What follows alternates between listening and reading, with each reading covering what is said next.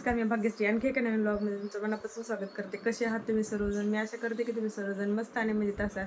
तर सकाळचं टायमिंग आहे, मी आवरले वगैरे सगळं आणि आज सप्त्याचा शेवटचा दिवस आहे. तर काल्याचं कीर्तन वगैरे आहे गावात, त्याचबरोबर पारायण थोडंसं राहिले ते वाचायचे आणि त्यानंतर थोडी पूजा वगैरे आहे आणि अशी आहे.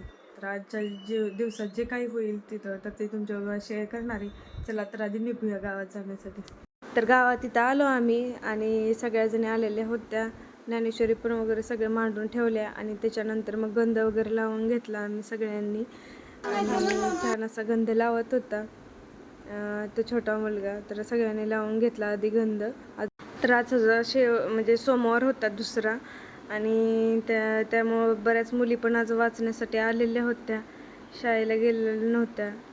सकाळची शाळा असते सोमवारी. आणि त्यानंतर लावून गंध वगैरे घेतल्यानंतर आम्ही ज्ञानेश्वरी पारायण वाचायला बसलो सगळ्याजणी. त्यानंतर आम्ही पहिल्यांदा जेवढं आमचं राहिलं होतं एक श्लोक राहिला होता तर तो वाचून वगैरे घेतला आणि घेतल्यानंतर मग सगळ्या ज्ञानेश्वरी ग्रंथांसाठी येणार ते वस्त्र आणलेले होते केशरी कलरचे. तर तेच आम्ही सगळे वस्त्र आधी त्याला लावून घेतले, तिथं अंथरून घेतले आणि त्याच्यानंतर जी पूजा असते तर ती पूजा चालू करायची होती. त्याच्या आधी सगळ्यांना ती वस्त्र दिलेली होती ज्ञानेश्वरीला खाली ठेवण्यासाठी. आणि नंतर पूजेचं ताट वगैरे तयार करून आणलं आम्ही तिथं.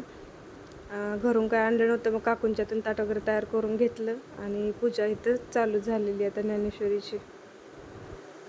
तर इथे व्हिडिओ मी घ्यायला सांगितलेला होता दुसऱ्याला, तर त्यासाठी व्हिडिओ कसा घेतला असेल त्यासाठी थोडीशी सॉरी.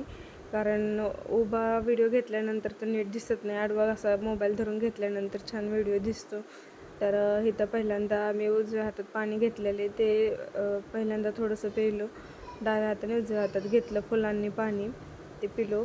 जसं महाराज सांगत होते तसं आमचं पूजा करायचं चाललेलं होतं. त्याचबरोबर नंतर मग कडेला पान सुपारी वगैरे ठेवली होती किंवा रुपयाचं नाणं असेल तर ते, आणि त्याच्यावरती सुपारी ते ठेवून मग पूजा आमची अशी चाललेली होती. आणि इकडं त्या इशू बसलेली होती माझ्या कडेला आणि गावातील काही बायका पण आलेल्या होत्या पूजेसाठी. तर इथं चाललेले महाराजांचं पुढं इथं पूजा करायचं पण चाललेलं आहे त्या ज्ञानेश्वरीची. प्रत्येक जे ग्रंथ आम्ही वाचलेले होते तर त्या प्रत्येक ग्रंथाची इथं पूजा केली जाते. तर जसं महाराज सांगतात तसं आमचं चालू होतं.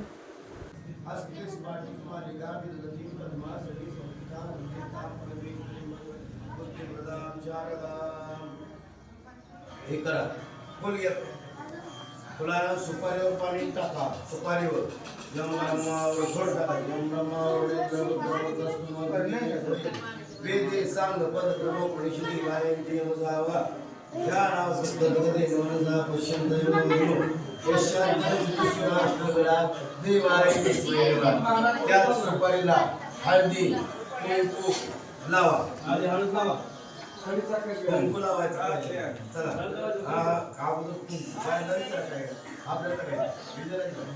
पूजा वगैरे झाली तर त्यानंतर मग आरती घेतली सगळी. ज्ञानेश्वरांची, तुकोबा महाराजांची आरत्या वगैरे झाल्या पांडुरंगाची. आणि त्याच्यानंतर मग भजन वगैरे थोडंसं केलं आणि दिंडीला स्टार्टिंग झालेली आहे. आरतीचा आता व्हिडिओ असेल त्याच्यानंतरचा. रुंजून ते नुपुरे चरणी गागरिया, जय देव जय देव जय मंगल मूर्ती.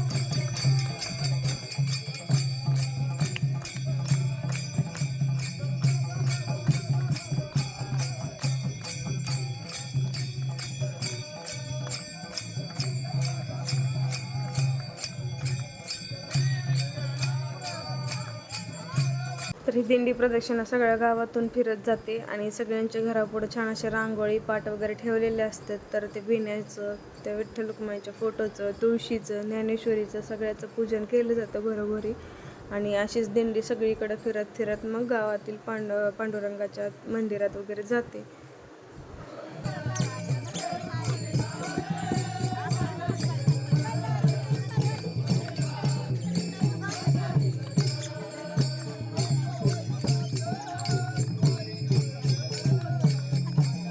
बाजूला सरतो.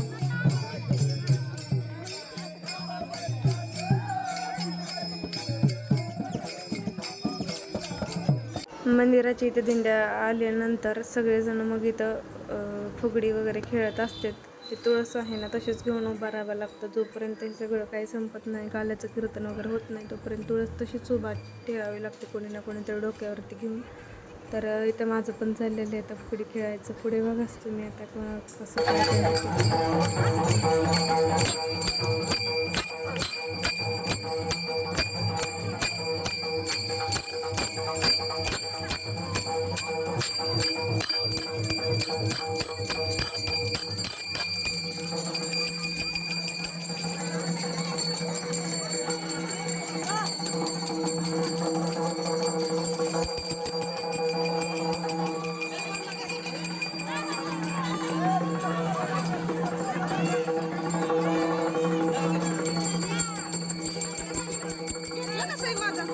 तर आम्ही इथं आलेलो हर्षूला आणि शिवला मंदिरात पाया पडवण्यासाठी. त्या हर्षूला ते पडवते आणि इथं मी शिवला पाया पडवलं.